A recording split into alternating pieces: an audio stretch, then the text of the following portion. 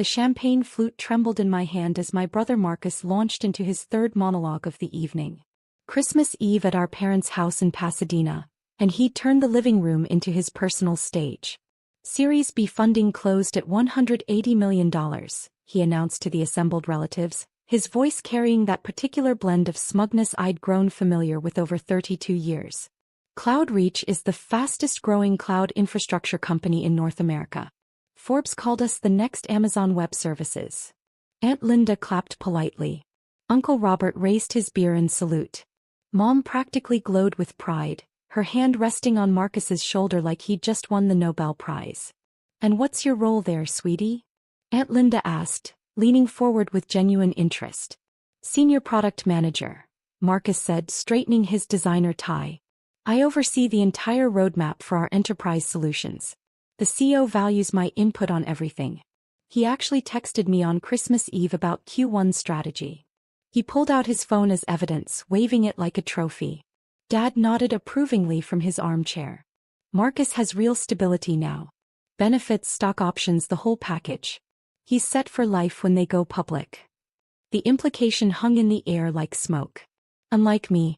Unlike his disappointment of a daughter who, at 34, still rented a one-bedroom apartment in Venice Beach and drove a 7-year-old Honda Civic. "That's wonderful, Marcus," I said, meaning it. I was genuinely happy for him even if he was being insufferable about it. He turned to me then, his expression shifting to something that looked almost like pity. "So, Sarah, what are you up to these days? Still doing, what was it? Consulting?" The room went quiet. Everyone knew this script. This was the part where Marcus established the hierarchy, where I was gently reminded of my place in the family pecking order. "Yes," I said simply. "Still consulting." "What kind of consulting?" Aunt Linda asked. She'd always been kind to me, one of the few relatives who didn't treat my career like a shameful secret. I took a sip of champagne, buying time. "Financial consulting. I work with startups, mostly helping them with growth strategy, that kind of thing." Marcus snorted. "Startups? God, that's a rough space right now. The funding environment is brutal. Half of them won't survive the next 12 months. He shook his head with exaggerated sympathy. "You must see a lot of failures." "Some," I admitted. "Well, at least you're trying," Mom said, her tone suggesting I was a child learning to ride a bike rather than a woman with an MBA from Stanford and a decade of experience. "Maybe Marcus could put in a good word for you at CloudReach. They must need consultants." The offer landed like a slap, even though she'd meant it kindly. My 32-year-old brother recommending me for a job. As if I needed his charity. "That's okay," I said, keeping my voice level. "I'm happy where I am." Marcus raised an eyebrow. "Really? As I heard the consulting market is pretty saturated. What are you pulling in annually? If you don't mind me asking." I did mind. But the whole family was watching now, waiting for my answer. Waiting to quantify exactly how much of a disappointment I was compared to Golden Boy Marcus and his stock options. "I do all right," I said. "Come on, ballpark it." Marcus leaned back, enjoying this. "6 figures? Low 6 figures." My phone buzzed in my purse. I ignored it. "Marcus, that's not appropriate," Aunt Linda said gently. "What? We're family. Sarah knows I'm just trying to help. I mean, if she's struggling, maybe Dad could." He trailed off, letting the implication finish the sentence. Maybe Dad could help me out financially. Maybe they could all pitch in for poor Sarah who couldn't get her life together. The phone buzzed again. Then again. "Excuse me," I said, standing. "I need to take this." I walked out to the backyard, the cool December air a relief after the suffocating living room. My phone showed 3 missed calls from James Chin, CEO of CloudReach. And 2 texts. James Chin. "Sarah, emergency. Board is pushing for March IPO. Need to discuss acceleration timeline. Can we meet December 26th? James Chin. Also, your brother works here? Marcus Mitchell. Just found out. Small world. See you January 9th for quarterly review." I stared at the messages for a long moment, then typed back. "January 9th works. See you then." Through the window I could see Marcus holding court, probably explaining cloud infrastructure to relatives who had no idea what he was talking about. Mom hung on every word. Dad beamed with pride. They had no idea that CloudReach existed because of a $25 million Series A check I'd signed 18 months ago. That their Series B funding, the $180 million Marcus was so proud of, had come largely from the syndicate I'd assembled. That I'd introduced James Chin to 3 of his key hires, including his CTO. They had no idea that I was a partner at Apex Ventures, one of the most successful venture capital firms in Silicon Valley. That my portfolio was worth north of $3 billion. That I'd been named to Forbes 30 Under 30 in venture capital 4 years ago and had just been profiled in TechCrunch as one of the power players reshaping startup funding. They had no idea because I'd never told them. Not when Mom asked if I'd found a real job yet. Not when Dad suggested I go back to school for something more stable. Not when Marcus started at CloudReach 9 months ago and immediately began treating me like the family charity case. I'd kept quiet for a reason. I wanted to see if they valued me, Sarah, their daughter and sister, without the validation of money or status. I wanted to know if they'd be proud of me even if I was just a struggling consultant. The answer apparently was no. I walked back inside. Marcus was showing Uncle Robert something on his phone. Probably his employee dashboard or stock option agreement. Everything okay? Mom asked. Fine, I said. Just work stuff. On Christmas Eve? Marcus laughed. What kind of consulting emergency could there be? I smiled. Just a client checking in. Well, hopefully they're paying you overtime, Dad joked. The rest of the evening crawled by. More stories about CloudReach. More pointed questions about my life that I deflected with practiced ease. More pitying looks from Mom and encouragement to hang in there. At 10 o'clock I made my excuses and left. As I drove back to Venice Beach my phone rang. James Chin again. Sarah, sorry to bother you on Christmas Eve, he said when I answered. I know we're meeting on the 9th, but I wanted to give you a heads up. The board wants to accelerate everything. IPO by March, which means we need to finalize the S1, get the roadshow scheduled, the whole 9 yards. That's ambitious, I said. It's insane, he admitted. But the market conditions are perfect and frankly we need the capital to scale. Your initial thesis about enterprise adoption was dead on. We're at 340% year-over-year growth. Congratulations, James. You've built something special. We've built something special, he corrected. None of this happens without Apex's support. Without your support. You took a chance on us when everyone else was funding AI companies. I smiled in the darkness of my car. I liked your vision. Still do. The team is excited to meet you properly on the 9th. I know we've done most of our check-ins remotely, but having you come to the office will be huge for morale. Also, funny story, I just found out your brother works here. My stomach tightened. Yeah, small world. Marcus Mitchell, right? Senior PM on the enterprise team. Good guy, sharp thinker. Does he know you're with Apex? We don't really talk about work, I said carefully. Well, he's about to find out. I'm doing an all-hands before our meeting to announce your visit. We're trying to build more transparency around our investors, show the team who's backing us. Is that okay? I thought about Marcus's face earlier that evening. The casual condescension. The pity. Mom's suggestion that he could get me a job. That's fine, I said. Great. See you January 9th at 10 a.m. And Sarah? Thank you. For everything. The next 2 weeks passed in a blur. I spent Christmas Day alone in my apartment working on due diligence for a new AI startup. I had coffee with 2 founders on the 27th. I reviewed term sheets. I attended a partner meeting at Apex's Sand Hill Road office, where we discussed our Q1 investment strategy. My family didn't call. Not surprising. Christmas was Marcus's show now. I was just a supporting character in his success story. On January 8th, I got my hair done and picked up the Armani suit I'd had tailored. Black, perfectly cut with a silk blouse the color of money. I packed my briefcase with the CloudReach files. Every email, every board memo, every funding round document. That evening Marcus called. Hey Sarah, he said, his voice oddly tight. You busy tomorrow? I have some meetings. Why? There's this big thing at work. Our lead investor is visiting. CEO is making a huge deal about it. We're all required to attend this all-hands meeting at 9:30. Sounds important, I said neutrally. Yeah, I guess. Honestly, it's probably just some rich asshole who wants to feel important. VCs are the worst. They throw money around and act like they built the company themselves. I bit my tongue. Is that right? Oh yeah. James worships these people, but between you and me, we'd be just as successful without them. Maybe more successful. VCs always want control, want to meddle in product decisions they don't understand. I said. Anyway, I was calling because, look, I know Christmas was kind of rough. Dad mentioned you seemed quiet. I just wanted to say if you need anything, I'm here. If you're struggling with money or whatever, I could probably spot you a loan. The stock options are going to be worth millions when we IPO. The kindness in his voice was genuine, which somehow made it worse. I appreciate that, Marcus. But I'm fine. You sure? Because Mom's worried. She thinks you're too proud to ask for help. Tell Mom I'm okay, I said. Really? All right. But the offer stands. Oh, and if you ever want to pivot into tech, I could introduce you to our HR people. We're always hiring consultants for project work. Wouldn't be a permanent role, but it would get your foot in the door. I closed my eyes. Thanks, Marcus. Good luck with your meeting tomorrow. Yeah, should be interesting. Maybe I'll actually get to meet the person who signs our paychecks. He laughed. Talk soon.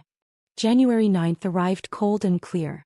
I drove to CloudReach's headquarters in Palo Alto, a sleek glass building in a tech park off the 101. The parking lot was full of Teslas and BMWs, startup money on display. I sat in my car for a moment, checking my reflection in the mirror. The woman looking back at me was polished, professional, powerful. Not the struggling consultant my family pitied. Not the disappointment they'd written off. Sarah Mitchell, partner at Apex Ventures. Early-stage investor in 17 companies. Board member at 5. Net worth north of 40 million, mostly in carried interest and portfolio equity. I grabbed my briefcase and walked inside. The receptionist smiled brightly. Good morning. How can I help you? Sarah Mitchell from Apex Ventures. I have a 10 o'clock with James Chin. Her eyes widened slightly. Of course, Ms. Mitchell. Mr. Chin mentioned you'd be arriving. He's just finishing the all-hands meeting now. Would you like to wait in the conference room, or would you prefer to join them? I checked my watch. 9:45. I'll join them. Wonderful. The meeting is in the main hall, second floor. I'll escort you. We took the elevator up. Through the glass walls I could see the open-plan office, standing desks, collaboration spaces, the casual chaos of a growing startup. Young people in hoodies and expensive sneakers, the uniform of tech success. The receptionist led me to double doors. Inside I could hear James's voice over a microphone. And that's why transparency around our cap table matters. You all deserve to know who believes in this company, who's backing our vision. So before we dive into Q1 goals, I want to introduce someone very special. The receptionist opened the door quietly. The room was packed, at least 200 people, standing room only. James stood on a small stage at the front, a presentation screen behind him showing the CloudReach logo. Our lead investor joined us at Series A when we were just 15 people in a WeWork, James continued. When other VCs said cloud infrastructure was too crowded, too competitive, one firm saw our potential. Apex Ventures led our Series A with 25 million. They assembled our Series B syndicate. And they've been our strongest advisor through every pivot, every challenge, every victory. I scanned the crowd looking for Marcus. Found him standing near the left side, arms crossed, looking mildly bored. The partner who championed CloudReach has one of the best track records in venture capital, James said. Portfolio companies worth over $3 billion in aggregate. Board member at companies you all use every day. And more importantly, someone who genuinely believes in what we're building here. Marcus shifted his weight, checking his phone. Probably texting Mom about how boring this was. So please join me in welcoming Sarah Mitchell from Apex Ventures. I walked down the center aisle. The room erupted in applause. Polite, professional, the sound of 200 people doing what they're told. But I watched faces turn, watched the recognition ripple through the crowd. Watched Marcus's head snap up. Our eyes met across the room. I saw the confusion first. What was I doing here? Then the recognition of my name. Then the impossible math starting to click into place. James stepped down from the stage, hand extended, beaming. Sarah. Thank you so much for coming. Everyone, this is the woman who made CloudReach possible. I shook his hand, smiled at the crowd. Thank you, James. It's wonderful to finally see the team in person. Let me give you proper introductions, James said, leading me toward the stage. Sarah, this is the product team led by Kevin Walsh. Engineering over here led by our CTO Priya Sharma. You two have met, of course. Priya waved, grinning. We'd had dinner 3 times in the past year, discussing CloudReach's technical roadmap. Sales and marketing, James continued, gesturing to the right side of the room. And product management, including Marcus Mitchell, one of our rising stars. Every head in the room turned to look at Marcus. He stood frozen, face pale, phone still in his hand. Marcus and I actually know each other, I said, my voice carrying across the silent room. He's my brother. The reaction was immediate. Whispers, shocked looks, people glancing between us like they were watching a tennis match. James's eyes went wide. Your brother? I knew you had the same last name, but I didn't make the connection. That's incredible. Marcus, you never mentioned your sister was in venture capital. Marcus opened his mouth. Closed it. Opened it again. We don't really talk about work. Well, this is a small world moment, James laughed. Sarah, would you mind saying a few words to the team? They'd love to hear your perspective. I climbed the 3 steps to the stage. 200 faces looked up at me. Young, hungry, brilliant. The future of tech assembled in one room. And in the middle of them, my brother looking like he might be sick. Thank you, James, I said into the microphone. And thank you all for building something extraordinary. When James first pitched CloudReach 18 months ago, I knew immediately this was special. Not because of the technology, though that's best in class, but because of the vision. The understanding that cloud infrastructure isn't about speeds and feeds, it's about enabling the next generation of innovation. I clicked to the next slide, which showed CloudReach's growth metrics. You've exceeded every projection we made. Revenue is up 340% year over year. Customer retention is at 98%. You've gone from 15 employees to over 200. You've built something that will define the industry for the next decade. More applause. I let it die down before continuing. At Apex, we invest in people, not just products. We back founders who have the courage to see what others miss. And we partner with teams who have the discipline to execute. CloudReach has both. That's why we led your Series. That's why we assembled your Series B syndicate. And that's why we'll continue to support you through the IPO and beyond. I paused, looking directly at Marcus. Some people think venture capital is about throwing money around. But it's not. It's about belief. It's about seeing potential before anyone else does. It's about taking risks on people who might not look successful yet, but who have the vision and drive to build something incredible. Marcus's face had gone from pale to red. So congratulations, I finished. To everyone in this room. You're part of something special. And I'm honored to be along for the ride. The applause was genuine this time, enthusiastic. James took the microphone back, launching into a discussion of Q1 goals. I stepped off the stage and immediately people approached me. Engineers wanting to discuss the technical roadmap, product managers pitching features, everyone wanting a moment with the person who'd believed in them.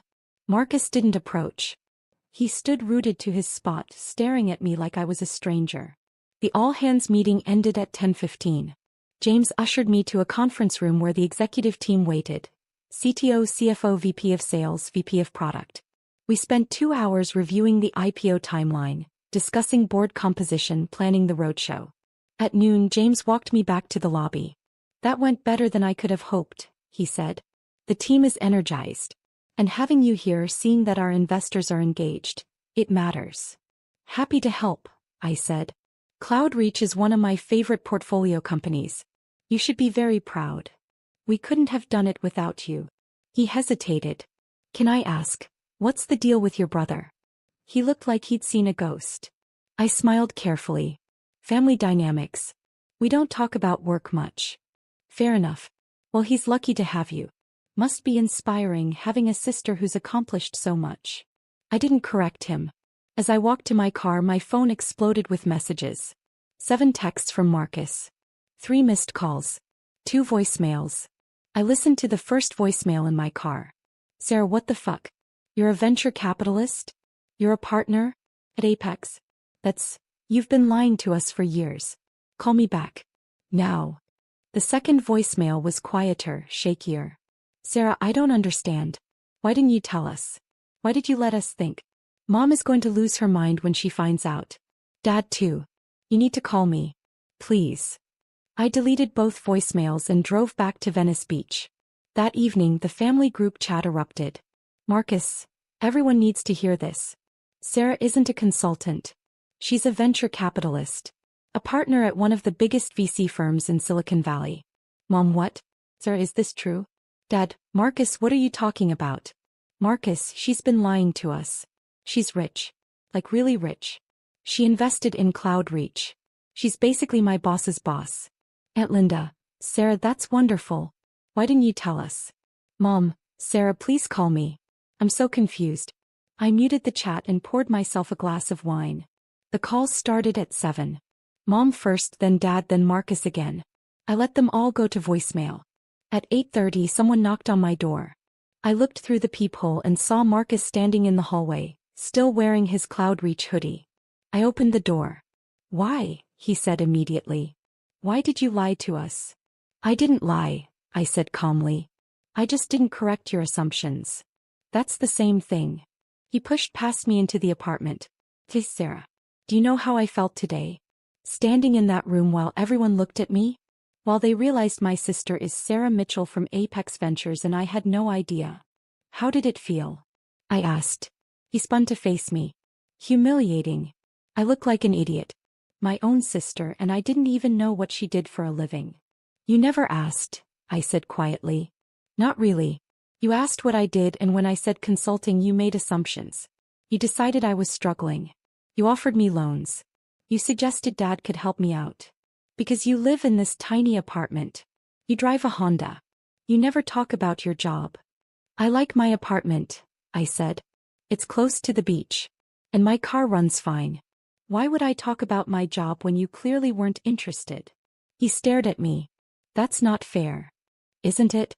Marcus, when was the last time you asked me a question about my life that wasn't designed to confirm I was less successful than you? That's not. I was trying to help. Were you? I walked to my wine glass, took a sip. Or were you trying to feel superior? Oh, come on. You're the one who's been playing games. You could have told us the truth any time. I wanted to see if you'd value me without the validation, I said.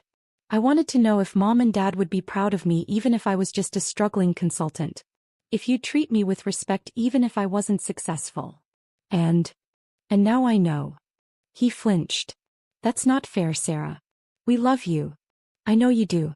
But love and respect aren't the same thing. My phone buzzed.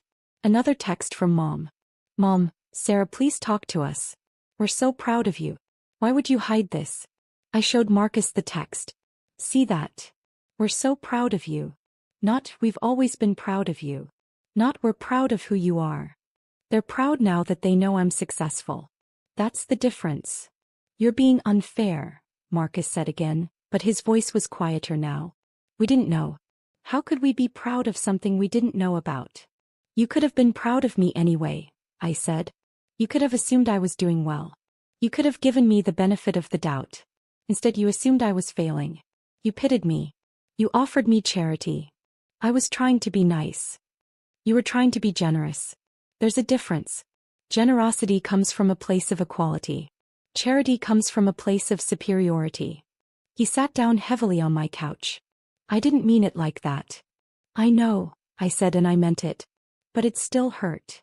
We sat in silence for a long moment. Outside, I could hear the ocean, the eternal rhythm of waves. Mom wants to have dinner, Marcus said finally. This weekend. She wants to celebrate your success. My success, I repeated. Not me. My success. Sarah. I'll think about it, I said. He stood looking lost. I'm sorry. For what it's worth. I didn't realize. I should have asked more questions. I should have been a better brother. Yeah, I said. You should have. He left without another word. The calls continued for the next 3 days. Mom crying, saying she was so proud, asking why I'd hidden this from them. Dad gruff, saying he'd always known I'd make something of myself, even though we both knew that was a lie. Aunt Linda genuinely happy, asking if we could have coffee. I called her back. We met at a cafe in Santa Monica. You look good, she said, hugging me. Powerful. I feel tired, I admitted. I bet. She ordered us both coffee. For what it's worth, I always suspected you were doing better than you let on. You had that look. What look? The look of someone who has nothing to prove. Your brother has always been desperate to impress everyone. You never were. That told me everything I needed to know. I smiled. You're the only one who noticed. Your parents love you, she said gently. But they're not very perceptive. They see what they expect to see. Marcus was always the golden child. Confident, loud, obvious. You were quieter. They mistook that for weakness. I'm not weak, I said. I know, honey. But they're going to feel terrible when they realize what they missed. What they assumed. You need to be ready for that.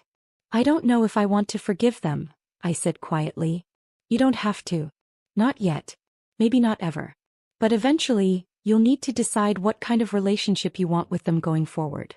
Whether their ignorance is forgivable or not. I thought about that over the next week. I went to work, reviewed term sheets, met with founders. CloudReach announced their IPO filing on January 15th.